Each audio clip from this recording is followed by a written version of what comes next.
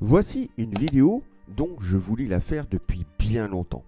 Et aujourd'hui, on va s'intéresser aux pathologies et aux troubles.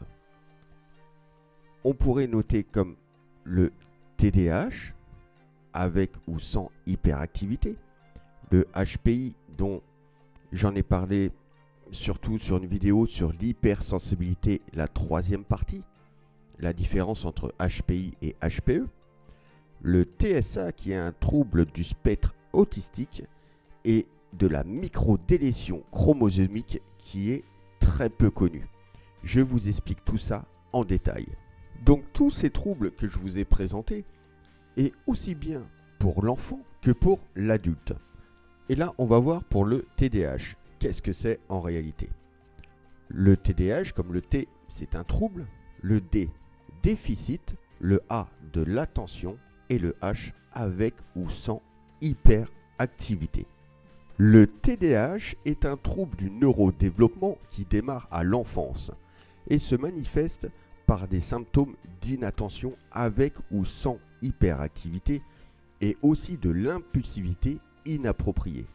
C'est un trouble très handicapant pour l'enfant avec des risques d'accident, d'addiction, d'échec scolaire et de dépression. Le TDAH, on sait très bien maintenant que c'est un trouble de l'attention et il va falloir l'aider et l'accompagner pour réaliser des tâches bien définies. Et par la suite, il va falloir aussi que cela devienne une routine. En effectuant toutes les tâches qu'on lui ordonne de faire, il va falloir aussi lui permettre de faire des pauses à un certain moment. Car vu que c'est un trouble de l'attention, il va être énormément attentionné et concentré par rapport à ce qu'on lui demande. Donc, il va aussi être énormément fatigué, même plus que la normale. Et le week-end, par exemple, il va falloir aussi qu'il relâche toute cette pression en le laissant faire des activités favorites. Ça peut être le dessin ou ça peut être le sport ou autre. Le week-end, par exemple, si il ne peut pas s'exprimer et relâcher toute cette pression à travers le sport ou le dessin ou autre activité qu'il aime bien faire, ça va engendrer de la frustration chez l'enfant ou l'adulte, mais aussi de la colère, voire même une crise de colère. Si le trouble, par exemple, est doté d'une hyperactivité, cette hyperactivité, il va falloir la canaliser. Et contrairement à ce que l'on pense, il aura besoin d'un endroit calme et sécurisant. Vous pourrez aussi, en tant que parent, le sécuriser par rapport à des gestes d'affection. Et aussi, il va falloir le valoriser au maximum par rapport à son trouble. Certains troubles de TDAH est associé au HPI. Et dans une vidéo sur l'hypersensibilité, la troisième partie, j'expliquais la différence entre un HPI et HPE. Donc le HPI, c'est un haut potentiel intellectuel et le HPE est un haut potentiel émotionnel. Et avec le temps, on s'est aperçu que le HPE était aussi une intelligence. Donc le HPI est une intelligence cognitive et le HPE est une intelligence émotionnelle. Donc en reprenant par rapport au trouble du TDAH qui serait associé au HPI, est une intelligence cognitive. Mais le problème, c'est que l'enfant va trouver pas mal de difficultés et il va y avoir des conséquences. Et ces conséquences, c'est qu'il va s'ennuyer à l'école, par exemple, ou il va se sentir exclu par rapport à ses camarades ou ses amis à l'extérieur. Et il va s'isoler complètement, car il va se sentir complètement différent. Donc, il est très important aussi de l'aider et surtout de l'accompagner. On va passer maintenant au TSA. Donc le TSA, le T comme trouble, le S comme spectre et le A comme autistique.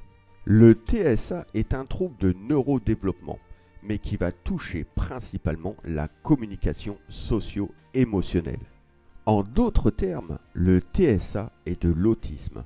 Mais quelle est la différence entre le TSA et l'autisme?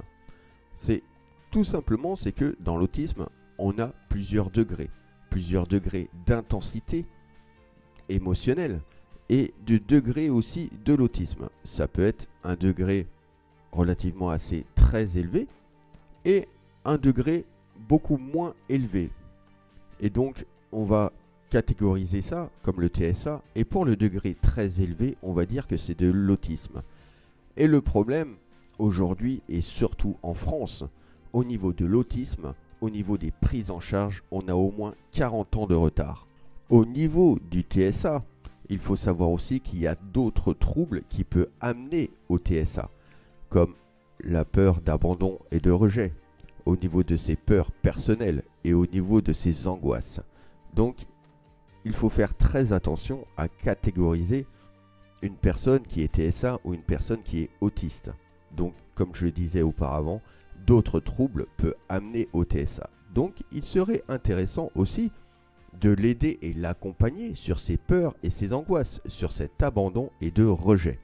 Maintenant, on va passer sur le sujet de la microdélétion chromosomique, qui est très peu connue. Et aussi, lorsqu'on parle de chromosomes, ne pas confondre avec une trisomie 21. Et je ne parlerai absolument pas de trisomie 21 dans ces vidéos, car je n'ai pas assez de connaissances sur le sujet et je n'ai pas de recul sur ça. Et je ne suis absolument pas du tout expert, vu que je ne suis pas généticien. Donc, la microdélétion chromosomique, on pourrait la noter comme 15q13.3 ou 15p13.1 par exemple. C'est juste un exemple que je vous donne, mais il y a plein de microdélétions. Donc un chromosome, comment est constitué? Il est constitué comme ça, avec des bras courts et des bras longs. Alors pourquoi il y a une lettre qui diffère entre les deux? La raison est simple. C'est que lorsque vous voyez une lettre Q, c'est-à-dire que ce qui va être touché, ça va être le bras long, soit à droite ou à gauche. Et lorsqu'on voit la lettre P, ça va être le bras court qui va être touché. Pour aller un peu plus dans les détails, imaginons que c'est une microdélétion au 15q13.3. Ce n'est pas une question que le chromosome est inexistant. Le chromosome est existant. Le problème, c'est que il y a une coupure. Par exemple, au niveau du bras long, il y aura une coupure. Voilà cette coupure. Et pour vous donner une image, c'est comme si on lisait un roman de 200 pages, mais il va nous manquer au moins une vingtaine de pages. Donc, ça sera très compliqué pour suivre l'histoire. Et comme je vous disais, le 15p13.1, par exemple, ça va être sur le bras court qu'il va être coupé. Et en fonction du bras court ou du bras long, il va y avoir d'autres troubles. Donc pour le bras long au 15q13.3, comment ça va se définir, ces symptômes et ces troubles? Il va y avoir une difficulté d'apprentissage, il va y avoir une difficulté aussi de langage. C'est largement possible qu'il apprenne à parler correctement bien plus tard que la normale. Il va y avoir aussi, sur le plan physique, que l'enfant peut être hyperlaxe. Il va y avoir des soucis aussi de proprioception. Et tout ça, ça va s'ajouter aussi à certains biais cognitifs et dans certains cas, une distorsion cognitive. Ce trouble de microdélétion chromosomique est purement génétique. Et ce trouble, malheureusement, on en a pris connaissance relativement assez tôt, car on n'a pas assez de recul justement par rapport à ce trouble, et qui date après les années 2000, suite à une conversation d'un généticien. L'hypersensibilité peut être associée à ce trouble de microdélétion chromosomique.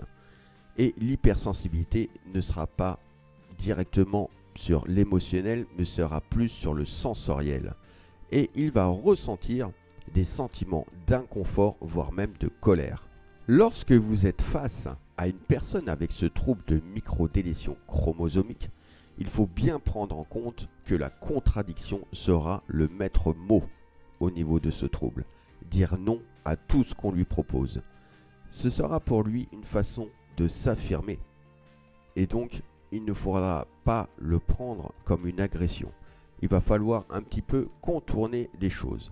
C'est-à-dire que, alors d'une manière plus positive, on pourrait aussi utiliser la psychologie inversée pour lui demander de faire la tâche qu'on lui a demandé, sans qu'il dise non à tout ce qu'on lui propose. Pour chaque trouble que je vous ai présenté dans ces vidéos, je vous conseille vivement, si vous voyez des symptômes chez votre enfant par exemple, de faire une analyse complète avec un généticien. C'est très important et ça va vous permettre de poser un nom sur ce trouble par rapport à ses symptômes. Lui permettre de s'exprimer librement et de relâcher la pression, comme je disais juste avant, à travers le sport, à travers le dessin ou à travers d'autres activités, car il y a des enfants aussi qui ont besoin de se développer à travers des jeux ludiques, comme des puzzles par exemple. Il est très important qu'il lâche cette pression. Donc, lui donner vraiment le temps et de l'espace pour ça. Tous ces troubles réunis, il y a un lien direct entre eux, c'est-à-dire la gestion de changement, car ils seront dans l'incapacité d'effectuer toutes les tâches qu'on lui ordonne. Donc, j'ai mis en place une méthode aussi bien pour les troubles, et ça peut être aussi pour des personnes qui ont du mal aussi à gérer leur quotidien, comme aussi ça peut être aussi au niveau des entrepreneurs, ça peut être personnel, ça peut être professionnel et voire même sportif. Je vous présente cette méthode. Cette méthode, je l'ai appelée le POOC. Dans l'explication, le P, ça va être comme planification, le O comme organisation, encore le O comme ordonnancement, ce sont les ordres de priorité, et le C comme checklist. À suivre ces 4 points chronologiquement. Ça, c'est très important. Il faut savoir aussi que, par exemple, au niveau de la planification, c'est planifier sa journée ou les tâches qu'il doit faire par rapport à son trouble ou par rapport à votre vie quotidienne ou par rapport à votre professionnel ou vos côtés sportifs. Et ça va être exactement la même chose au niveau de l'organisation, l'ordonnancement et la checklist.